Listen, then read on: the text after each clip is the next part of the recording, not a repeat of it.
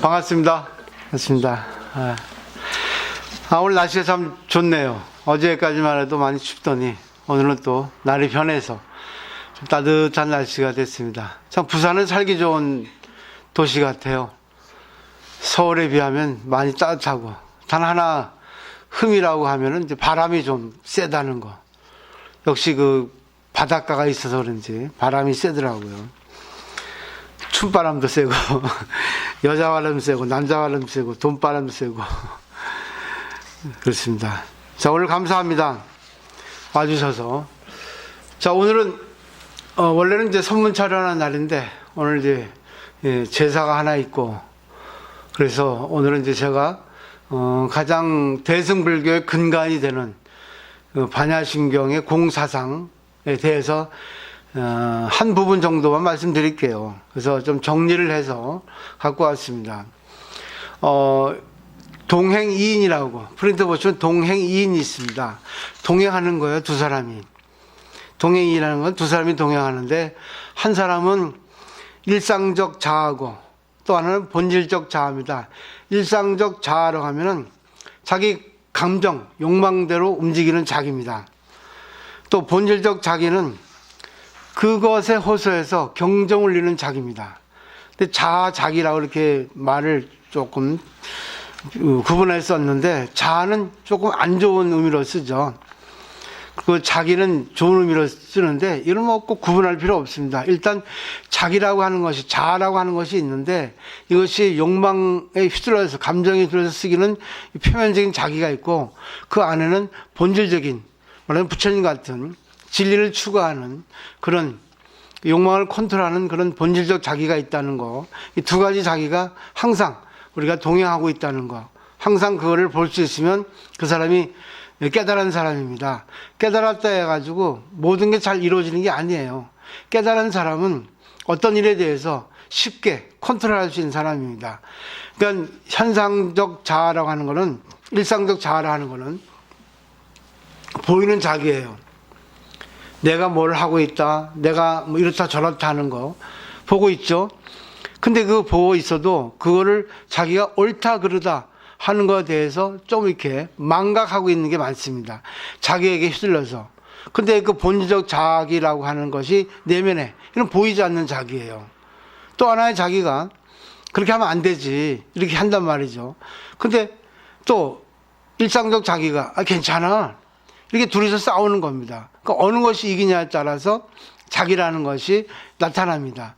그러니까 우리가 일상에 돈을 번다 하더라도 빵을 목적으로, 돈을 목적으로 일상생활을 하는 것도 있지만, 그 일상생활을 하면서 돈을 버는 것을 하면서도 자기 인격 형성을 위해서 하는 것 동시에 그게 참 중요하다 볼 수 있습니다. 그게 바로 불교를 믿는, 불교를 수행하는 목적이라 할 수 있어요. 그렇게 하고 계시죠. 그 다음에 이제 공이라는 거를 보고, 또 고립자존이라는 거, 그런 말이 있습니다. 고립되어 있어요. 고립되어 있다는 건 자기 혼자, 자존, 스스로 있는 겁니다. 고립자존. 나 혼자 있다. 독불장군처럼. 나는 나 혼자 고립돼서 나 혼자 홀로 이렇게 있다. 내가 최고다 하는 그런 오만, 불설하는 것이 고립자존입니다. 그러면 공하고 고립자존은 대립된 거거든요. 그래서 고립자존이라고 하는 거, 그걸 이제 우리 보는 거죠. 근데 반야심경에 보면 이 공이라고 하는 것이 6번 나옵니다. 그리고 아니 불자가 9번, 7번인가 9번 나오고, 또 없을 무자가 한 20번인가 21번 나옵니다. 하도 오래돼서 기억이 안 나는데 대충 그렇게 많이 나옵니다. 근데 왜 반야심경에는 다 부정만 할까요? 부정이라는 것은 결국 위에서 말했던 일상적 자아를 부정하는 겁니다. 눈에 보이는 자아를 부정하면 그 안에 본질적 자기가 나타나기 때문에, 일단은 내가 옳다고 생각하지 말고 내가 이렇다고 생각하는 잣대를 한번 좀 내려놓아 봐라. 그것이 이제 공이라고 하는 것이 가장 기본적인 해석이라 할 수 있습니다. 근데 공이라고 하는 의미 중에는 의지할 것이 없다. 의지할 곳이 없어요, 공은. 의지할 곳이 없습니다. 의지할 곳이 있는데 왜 없다고 하느냐. 의지할 곳이 없기 때문에 붙잡을 것이 없어요. 붙잡을 것이 없는 마음이기 때문에 의지할 곳도 없습니다. 왜? 변하기 때문에 그렇습니다. 변하기 때문에. 우리가 요즘 코로나 바이러스 때문에 문제인데, 그 숙주, 의지할 데가 있어가지고 했는데, 그거를 갖다가 의지할 데 없게 만들어버리는 거죠. 코로나 바이러스가 의지할 데 없게. 그러니까 어린아이는 안 걸린다 하잖아요. 걸리기 쉽지 않다. 걸려도 쉽게 낫는다. 왜? 면역력이 왕성하니까. 그런다고 뭐 이렇게 말하더라고요. 그 때문에 우리가 붙잡았다고 생각하는 것이 막 신기루 같습니다. 순간일 뿐이에요. 근데 내 생각이 달라지고 상대가 달라진다. 인연이 달라지면 또 현상이 바뀌거든요. 그 때문에 우리가 공이라는 거를 이렇게 알 수 있기에는 내가 고집 부리지 말라. 단정 짓지 말라고 하는 겁니다. 아, 이것이 맞다. 근데 순간 틀릴 수 있거든요. 내 입장에서 맞는 거지 상대 입장은 틀릴 수 있고, 상대 입장에서 옳다 하더라도 내 입장이 틀릴 수 있단 말입니다. 똑같이 옳다 하더라도 또 그 상황이 안 맞을 수 있습니다. 그렇기 때문에 순간 의지할 때고 붙잡을 곳이 있다 하더라도 그것은 순간일 뿐이지 영원히 가지 않는다는 거죠. 왜? 재행무상 재법무화로 인해서 그렇습니다. 항상 변화하면서 관계하고 있다. 변화하면서 관계하고 있다. 관계하면서 변화하고 있다. 이건 공식입니다. 관계하면서 변화하고 있다. 변화하면서 관계했다는 걸 알면은 열반적정이에요. 마음이 안락해집니다. 자, 그 다음에 이 공이라는 거는 제로라고 번역을 합니다. 근데 유럽 사람들은 이 제로를 처음부터 쓰지 않았다는, 몰랐다고 합니다. 근데 인도 사람은 이 제로를 이 기점을 하고 있어요. 가장 기점을 하고 있었단 말입니다. 그래서 그 인도인의 발상으로는 그 제로와 공은 같은 뜻이 아닙니다. 공에서 제로가 나왔지, 공의 일부분이 제로일 뿐이지 공이 제로라고 하는 건 아니에요. 그래서 인도인은 유럽인에게 이 제로라고 하는 거, 0이라고 하는 거를 이렇게 가르쳐 준 거죠. 그래서 우리도 제로를 알았는데 이 제로는 없다는 겁니다. 근데 공은 없다는 것도 있지만 뜻이 다른 뜻도 있어요. 그 때문에 공의 뜻은 여러 가지이기 때문에 그냥 어떻게 뭐 붙잡을 수 없다, 그냥 실체가 없다 이렇게 번역을 합니다.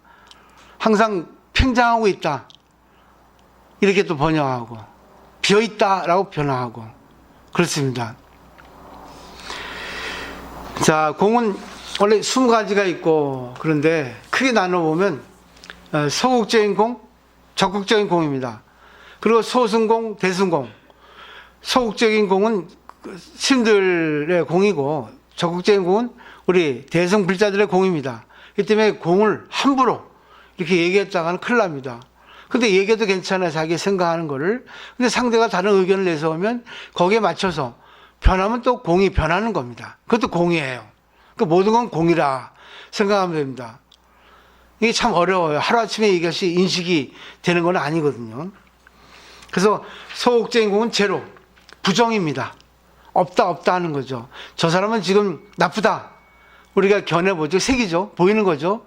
근데 내가 볼 때 나쁘지, 다른 견해로 보면 저 사람은 나쁘지 않단 말입니다. 그렇기 때문에 나쁘다고 보는 그 순간 나쁘지 않다 이렇게 제로로 보는 겁니다. 없다 이렇게 보는 거예요. 이게 바로 가장 알기 쉬운 공의 뜻입니다. 소극적인 공은. 그러니까 우리가 사람과 관계할 때 상대가 밉습니다. 미우면 밉다 이렇게 하면은 미운 상대가 보이거든요. 그러면 상대도 내가 미워하는 걸 보기 때문에 서로 미움이 증폭됩니다. 그래서 문제가 돼요. 근데 그때 밉다, 아니다, 밉지 않아. 미운 것은 안녕, 빠이빠이, 굿바이. 그리고 다시 뭐를 불러드립니다. 아, 고맙습니다. 나 당신 좋아합니다. 이렇게. 공이라는 건 그렇게 자유의지가 있습니다. 또 실천이 수반돼야지만 공은 알 수가 있어요. 그냥 이론 갖고 아는 공은 공이 아닙니다. 근데 이론 갖고 아는 공을 갖다가 막 설명해도 고집 부리면 공은 아닌 거예요. 고집 부려도 단 한 번 정도. 그러니까 상대하고 관계를 잘 할 수 있어야 됩니다. 그러니까 그것도 참 어려운 거예요. 그렇기 때문에 공을 잘 써야지만 중도가 됩니다. 그러니까 중도는 마지막이에요. 중도를 이루기 위해서는 상당히 많은 실현이 있어야 되고, 상당히 많은 노력이 있어야 되고, 상당히 많은 용기가 있어야 된다는 거죠. 자, 적극적인 공은 무합니다. 무하고 가깝습니다. 단독으로는 있을 수 없다는 거야. 모든 존재가. 나타나는 현상이 나 혼자만 있을 수 없다는 거예요. 제가 여기 있으면 지금 강의하니까 강사 스님이라 하죠. 근데 여러분이 계셔서, 그래도 법이 있어서, 오늘 때 인연이 있어서 내가 여기서 강사 스님이라고 하는 이름이 색이 주어집니다. 그렇지만은 내가 이 자리에 있지 않고 다른 데 있으면 강사 스님이라고 또한 칭호가 없어집니다.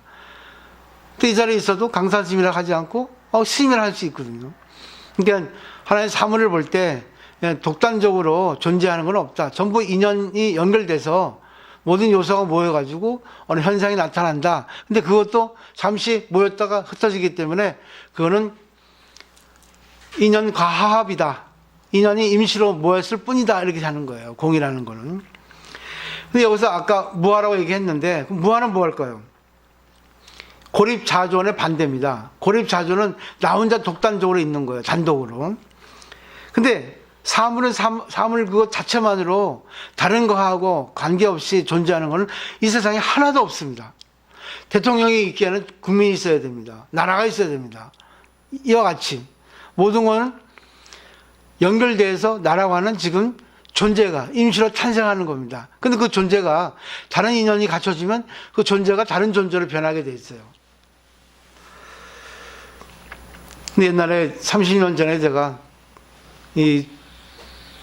출가해가지고 무하다, 무하는 연기한다, 연기는 무하다 이렇게 하는 그런 이론이 있었어요. 근데 그걸 설명해도 못 알아들어요. 무하기 때문에 연기하거든요. 무한데 왜 연기합니까? 없는데 어떻게 연기를 해요? 그래. 그 무하라는 개념을 몰랐던 거예요. 무하는 내가 없다, 내가 없다 아니라 나라고 하는 존재는 독자적으로 존재하지 않는다 이렇게 설명이 맞는데 30년 전만 해도 나는 일본에서 공부하기 때문에 그걸 알고 있었거든요. 근데 그때만 해도 우리나라 스님들은 무하라고 하는 존재를, 무하라고 하는 개념을 잘 몰랐어요. 20년 전까지만 하더라도. 그러니까 설명해도 못 알아듣는 거예요. 이 무하라고 하는 개념이 이 머릿속에 박혀 있지 않으니까. 그러니까 현실적으로 우리나라 불교에서 설명하는 무하에 젖어 있는 거예요. 내가 없다, 내가 없다. 내가 왜 없어, 여기 있는데. 그 내가 있는데 지금 보세요. 내가 있기에는 지금까지 수없이 많은 인연에 의해서 지금 내가 있는 겁니다. 또 내가 여기 있기에는 또 보이지 않는 인연에서 있는 거예요. 그것도 내가 있기에는 상대가 나를 어떻게 보내냐에 따라 내가 존재하는 겁니다. 나를 갖다가 뭐 좋은 스님이라 보면 좋은 스님이라는 존재가 생기고 나쁜 스님이면 나쁜 스님이라는 존재가 생기는 겁니다. 그죠? 모든 인연이 갖춰져 가지고 생기는데 이 무아는 그래서 실체하지 않는다. 인연에서 잠시 생길 뿐이다. 그렇기 때문에 나라고 하는 존재는 임시일 뿐이다. 그래서 무아라고 하는 거다. 있긴 있는데 그거는 임시 있는 거다. 이것도 임시 있는 것도 인연이 달라지면 또 다른 인연이, 다른 내가 존재한다. 이것이 바로 무아의 개념입니다. 무아하기 때문에 연기하는 거예요. 내가 없기 때문에 연기하는 거예요. 내가 없기 때문에 여자하고 데이트하고, 내가 없기 때문에 다른 사람 밥을 먹고, 내가 없기 때문에 운동하고, 이런 개념이 형성되는 거예요. 모든 건 인연에 의해서 생기고 인연에 의해서 없어지는 겁니다. 그걸 공이라고 하는 거예요. 공은 다른 말로 연기라고 하고 무아라고도 합니다. 여러 가지 말로 해요. 그러니까 소극적인 공은 여러분들 쓰면 안 돼요. 자기 부정이니까. 근데 우리나라 불교는 소극적인 공을 많이 써. 내가 없다, 내가 없다, 끝이야. 내가 왜 없어? 없기는 있는데. 내가 지금 여기 있는데 내가 왜 없어? 그러니까 보이는 나만 보지 말고 보이지 않는 나를 보라는 게 공의 의미거든, 참다운.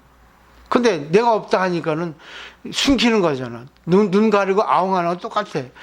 귀 막고 요런 흔들어 똑같다고. 개념이 잘 이렇게 설정이 돼야지만이 알기 쉽고, 그걸 또 알기 쉬우니까 이해가 되고, 이해가 되니까 납득이 되고, 납득이 되니까 믿을 수 있고, 믿으니까 실천으로 수반이 되는 거예요. 그죠? 그러니까 맨 밑에 보세요. 고립자존이라는 거는, 이거는 있을 수 없어요. 나 혼자 있을 수는 없단 말입니다. 나 혼자 살아갈 수 있어요? 여기 오기에는 남편이 없으면 안 됩니다. 여기 오기에는 공기가 없으면 안 돼요. 이 한 장의 종이에 태양이 보입니까? 이 한 장의 종이에 돈이 보여요? 지금 이 한 장의 종이가 여기에 있기까지 얼마나 많은 인연이 모였습니까? 그러니까 이걸로 갖다가 단순하게 종이라고 볼 수 있고, 이걸로 갖다가 부처님이라고 볼 수 있고, 이거 가지고 돈이라고 볼 수 있고, 이걸 가지고 나를 살려주는 생명이라고 볼 수 있는 거예요. 이 하나 이거 가지고. 그러니까 이 하나의 색 속에, 이 하나의 종이 속에 수없이 많은 인연이 갖춰져 있는 거예요. 이걸 알아야 된다는 거예요. 그러니까 연이 중요하다고. 연은 불교의 거의 전부예요. 거의. 내가 성공하기 위해서는 연이 좋아야 돼요. 연이 좋다는 거, 운이 좋아야 되는 거예요. 운이 없으면 아무리 열심히 노력해도, 아무리 실력이 있어도 안 돼. 요즘 트로트, 미스터 트로트, 근데 복면 쓴 사람이 나왔대. 그 사람 노래 잘한다는데, JK 최동욱인가, 김동욱인가 뭔가 막 그러대. 나도 봤는데 참 재밌더라고. 노래 잘하대요. 근데 노래 잘하는 사람이 갑자기 그때 인연이 감기 걸려가지고, 목소리, 성대 결절이 나가지고, 이렇게 삐끗했잖아. 이렇게 노래 잘하는 사람이 떨어졌잖아.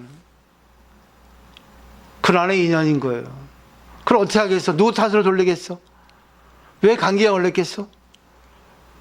저도 오늘 제사인데 어제 잠을 못 잤어요. 한 2시간 잤나? 계속 어지럽더라고. 잠 못 자니까. 늙어가지고. 또 아침에 또 옥보사님 일찍 오니까 좋아가지고 또 나가가지고 또 맛있는 것도 준비한다고 우리 또 거사님 오신다고 하는 게 덩달아서 야 이거 웬 떡이냐 이거 고맙다. 결국 오늘의 인연이 제사, 오늘의 인연이 또 거사님, 오늘의 또 문선미 보살님 이게 오시니까 난리가 난 거예요. 난리가. 이게 바로 오늘의 인연입니다. 그래서 내가 잠을 못 잤나 봐. 어저께 설레서. 그렇지만 또 108배 하니까는 또 기분이 좋더라고요. 근데 또 지금은 또 어지러워요. 괜찮아. 잠시. 내가 잠을 못 잔 덕분이지. 잠 못 자서 내가, 잠은 푹 자야 되겠구나. 그럼 내가 제사 끝나고 좀 자야 되겠다. 밥 먹고. 빨리 가서. 근데 또, 그거는 내 생각할 뿐이지. 미래는 또 몰라. 또 거사님과 얘기하다가, 아니면 또 내가 또 갑자기 또 다른 일이 또 생길지 모르고. 모든 게 공인 거예요. 공이라는 거는 알 수 없다는 거예요. 그러니까 그때그때 인연 따라 순간순간 인연 따라 내가 정하되 결정하되 그것도 또 순간이 또 변해서 다른 상황이 전개되면 그때에 맞게 또 하는 거예요. 이게 재행무상 재법무한 거예요. 이게 공의 활용입니다. 근데 공은 자유의지라고 또 공은 여러 가지로 이렇게 뜻을 전개할 수 있다는 거 보시면 되겠어요. 다 써있죠? 다 써있어요. 이건 집에 가지고 가시라는 겁니다. 이 선물이에요. 계속 보십시오. 공의 개념을 이해하기 위해서 2장 해드리려 했는데 돈이 아까워서 한 장만 드렸습니다. 다 돈이기 때문에. 포교도 다 돈이에요. 다 돈이에요. 나는 여기를 운영하기 위해서는 돈을 좀 아껴야 되니까 그런 겁니다. 또 이래서 돈 내기 하는 거예요. 웃어보는 겁니다. 개그하는 거예요. 그러니까 보세요. 내가 지금 여기에 있다. 그러면 모든 것 덕분에 내가 지금 존재할 수 있다. 그 덕분이라는 걸 알아야 됩니다. 누구 덕분에? 보이지 않는 모든 것 덕분에 내가 실패했다. 근데 실패한 덕분에 내가 세상을 좀 더 넓게 볼 수 있었다. 내가 몸이 아픈 덕분에 내 몸에 감사할 수 있었다. 그러니까 이 공인 거예요. 공은 긍정입니다. 부정을 통한 절대 긍정인 거예요. 그러니까 순간 자기 표면에 있는 색 속에 있는 보이지 않는 공 그걸 갖다가 잘 보는 것이 바로 이런 뜻이에요. 부채를 예로 들어서 보죠. 부채가 있습니다. 부채는 색이에요. 보이죠? 부채입니다. 약속에 있습니다. 근데 부채는 공이라고 보는 거예요. 왜? 이 부채가 여기 있기에는 수많은 인연이 있습니다. 수많은 인연에서 부채가 여기 왔습니다. 그렇기 때문에 부채는 이 부채라고 보지만 부채는 부채가 아니에요. 수없이 많은 것이 여기 많은 힘이 여기서 모여가지고 부채가 된 게 때문에 부채 속에 수없이 많은 인연이 있는 거예요. 또 부채를 낱낱이 쪼개봅니다. 부채는 풀로, 종이로, 대나무로, 그리고 사북으로, 그리고 마음으로 만드는 사람으로 인해서 부채가 형성이 됐습니다. 그 하나가 빠지면 부채는 형성이 안 돼요. 그리고 부채는 색이죠. 근데 부채는 우리가 인위적으로 붙여서 바람을 내서 시원하게 하는 것이 부채의 작용입니다. 그죠? 근데 우리는 그렇게만 알고 있어요. 근데 중국 무협 영화를 보면 부채로 딱 무기를 가지고 싸우잖아. 칼처럼. 그리고 부채를 갖다가 긁으면 부채가 글개가 되고 길이 어디로 갑니까? 원천장 어디로 갑니까? 하면 부채로. 절로 가면 됩니다 하면 방향 지시 기가 됩니다. 부채를 긁으면 긁기가 되고, 부채를 또 우리 여자들 또 찬 바위에 앉으면 안 되니까 등산 가서 부채를 딱 깔고 앉으면 방석이 됩니다. 또 이걸 갖다가 상대방 눈을 콕 찌르면 무기가 됩니다. 수없이 많은 착용을 하기 때문에 부채는 부채로 수 있지만 부채는 없다는 거예요. 부채는 있으면서 없다는 거예요. 그렇기 때문에 부채는 부채라고 하지만 그 상황에 따라 부채는 달라질 수 있다는 겁니다. 결국 뭐예요? 긍정으로 보는 거예요. 그리고 여기서 보면 반야신경에 색불이공 공불이색, 색즉시공 공주색 4번 반복이 나옵니다. 이거는 그대로 색은 공이다, 공은 색이다. 둘이 아니라는 걸 얘기해요. 그러면 이게 부채입니다. 부채인데 부채가 아니라, 이 뜻을 알아야 돼요. 색 속에 공이 있는 거야. 색을 바꿔서 공이 만드는 게 아니라 이 부채는 부채이지만 부채가 아닐 수 있다는 거야. 이게 바로 공으로 보는 거예요. 공을 한번 굴려서, 색을 한번 굴려서 공이 되는 게 아니라 공 그 차로 볼 수 있는 게, 색을 공 그 자체로 볼 수 있는 게 바로 공의 의미, 참된 의미예요. 그렇기 때문에 상대가 내가 볼 때 나쁘다 하죠. 색이죠. 근데 나쁘지 않다, 공으로 보는 거예요. 그 왜 나쁘지 않냐? 내가 상대를 나쁘게 볼 때는 여러 가지 인연에서 상대를 나쁘게 보는 거예요. 그 여러 가지 인연을 갖다가 다른 관점에서 여러 가지 인연을 모아보는 거예요. 그러면 나쁘지 않다는 결론이 나올 수 있단 말입니다. 그죠? 우리가 상대하고 대화를 할 때 상대의 의견하고 내 의견이 다르거든요. 그러면 이렇게 의견이 충돌하잖아요. 그때 찬스입니다. 상대의 의견을 왜 저렇게 내지? 내 의견하고 다르네. 그러면 상대의 입장이 돼서 내가 상대의 의견을 들어보면 상대의 의견에 대해서 인정할 수 있거든. 그러니까 상대의 의견이 색이 아니라 공인 거예요. 이걸 아셔야 돼요. 순간순간 달라지는 거야, 이게. 사물을 볼 때 이렇게 봐야 돼. 그러니까 감정, 욕망으로 상대를 보는 자기가 있고, 표면적으로 보이지 않는 자기가 있다는 거. 그래서 둘이 이렇게 싸우고 있다는 거. 누가 이기냐에 따라서 내가 인격이 형성되기도 하고, 인격이 형성되지 않고, 또 안 좋은 나락으로 떨어진 자기가 있을 수 있는 거예요. 이게 오늘의 의미입니다. 돌아가신 분도 공이에요. 돌아가신 분이죠. 인연이 다해서 돌아가셨어요. 그럼 돌아가신 뒤에 다시 또 인연이 갖춰지면 또 돌아옵니다. 하여튼 돌아가신 분은 공인 거예요. 내가 말하는 것도 여러분들이 어떻게 받아야냐에 따라서 내 말이 뜻이 달라지는 거예요. 그때 모든 것은 공이라고 하는 거예요. 모든 것이 인연에 의해서 어떤 현상이 나타나니까 이 현상을 내가 딱 단정 짓지 말라는 게 공의 뜻이에요. 내 입장만 보지 마라. 내 입장을 내려놔라. 너무 내 입장에 구애받지 말라. 그런 뜻이 바로 공의 뜻이라고 생각하시면 좋을 것 같아요. 대략은 그래요. 근데 이것은 순간 이해가 된 것 같은데 이해가 되지 않습니다. 하루아침에 되지 않아요. 얼마나 힘들지 몰라요. 많은 사람이 공을 얘기해도 그 사람이 공을 실천하느냐? 실천 못해. 그 때문에 공은 실천해야지만이 알 수 있는 거예요. 맛있는 밥은 먹어봐야 알고 여자는 품어봐야 합니다. 모든 사람은 관계해봐야 알아. 왜? 이 세상은 공이기 때문에. 그러니까 좋은 사람이 싫어지고 싫어진 사람이 좋아지는 거예요. 난 그걸 알기 때문에 계속 공을 의지해서 부처님 가르침을 전하고 싶은 거예요. 보살님도 그렇게 하셔야 돼요. 그러니까 내가 싫다고 할 때 찬스입니다. 내가 공을 몰랐구나. 왜 내가 싫어? 내 입장에서 싫지. 상대가 잘못했더라도 상대 입장에서 보면 상대가 맞을 수 있거든. 그 사람은 업이 있기 때문에. 그럼 이해가 될 수 있다고. 근데 그걸 못하면은 그 사람은 조금 아직 공부가 덜 됐다고 할 수 있습니다. 오늘 많이 와주셔서 감사합니다. 그래도 이렇게 일주일에 한 번씩 와주시니까 매일같이 오시는 빼고 고맙습니다. 우리 거사님 오시니까 이 법당이 훤해져. 어제 난리 났어. 거사님 오신다니까. 야, 해가지고, 야, 진짜. 나도 좋아, 정달아. 왜? 기분이 좋잖아. 분위기가 좋아지잖아. 그죠? 감사합니다. 그래서 일주일에 꼭 한번 오시라고 말씀드리는 거예요.